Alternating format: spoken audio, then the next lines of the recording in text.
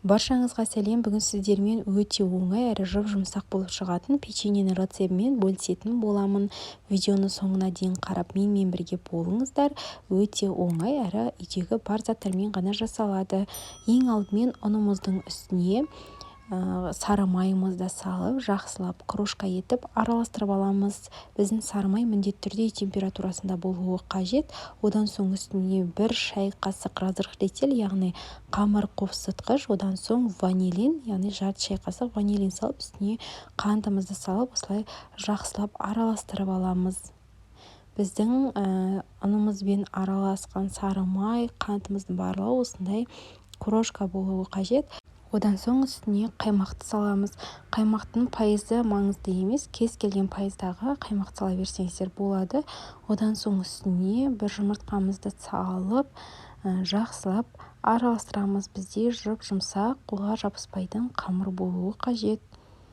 Ең алдымен қамырды қатты күшпен баспай, осылай саусақтың ұшымен ала отырып жасасаңыздар, сонда бізде біркелкі өте жұмсақ қамыр пайда болады.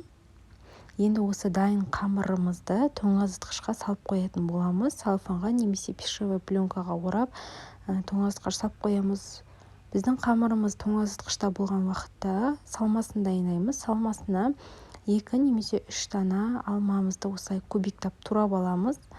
Одан соң қызып тұрған пешіміздің үстіне майымызды салып, оның үстіне 3 ас қасық қантты салып, жақсылап қанты ерігенге дейін араластырып аламыз. Араласқаннан кейін оның үстіне турап алған алманы салып, тағы да қоңырқай түске енгенге дейін араластырып қыздырып аламыз. Егер де сіздер корицаны ұнататын болсаңыздар, салмасына корицаны да қосып жіберсеңіздер болады.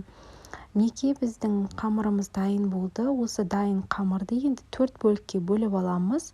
Бөлген қамырды 4 шарик етіп жайып алып, енді оқтаушаның көмегімен дөңгелек қылып, қатты тым жұқа қылмай жайып шығамыз. Қатты қалың да жұқа да болмауы қажет тестамыз. Жайып алған қамырдың енді шеткі жақтарын осылай алып тастаймыз. Немесе алмай бірден жасай берсеңіздер де болады. Мен әдемі болу үшін шеткі жақтарын біркелкі етіп кесіп алдым. Орта жағын осылай 4 бөлікке бөліп алып, ортасына алмадан дайындап алған салмамызды саламыз. Енді екі жақ шетін алып, бір-біріне айқастырып қысатын боламыз. Кез келген формада қалауларыңызша дайындай берсеңіздер болады. Формамызды түйіп болғаннан кейін енді міндетті түрде осы дайындап алған печеньенің бетіне жұмыртқаның сарысын жағып шығатын боламыз. Себебі жұмыртқаның сарысын жақатын болсақ, бізде беті сарғыштанып, өте әдемі болып пісіп шығады.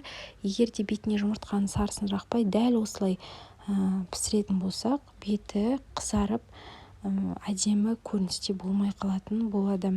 Енді осы дайын печеньелерімізді 180 градуста беті қызарғанға дейін пісіріп алатын боламыз. Әр пештің қызу мөлшері әртүрлі болғандықтан 170-180 градуста пісіріп алсаңыздар болады.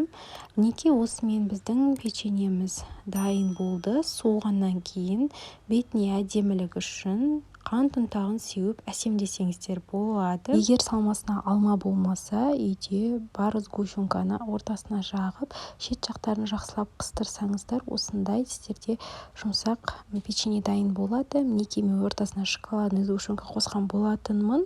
Осымен біздің печеньеміз дайын болды. Міндетті түрде жасап көріңіздер. Егер рецепт ұнаса, менің каналыма тіркеліп, лүпіл басып, пікір бөліміне өз ойларыңызды жазуды ұмытпаңыздар.